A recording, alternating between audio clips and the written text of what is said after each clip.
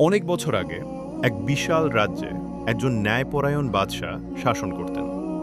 তিনি সবসময় সাধারণ মানুষের খোঁজ খবর নিতেন এবং গোপনে রাতে শহর ঘুরে মানুষের কষ্ট দেখতেন।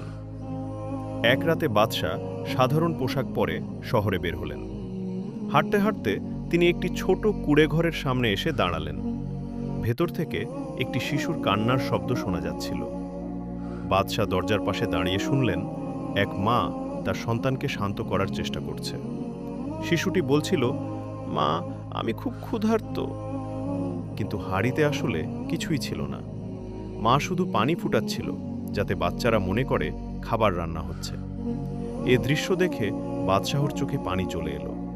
তিনি দ্রুত রাজপ্রাসাদে ফিরে গেলেন। নিজ হাতে আটা, খেজুর আর খাবারের বস্তা কাঁধে তুলে আবার সেই ঘরে এলেন। তার সহকারী বলল, হুজুর, আমি বহন করি?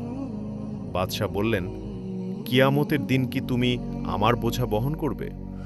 তিনি নিজ হাতে খাবার রান্না করে বাচ্চাদের খাওয়ালেন।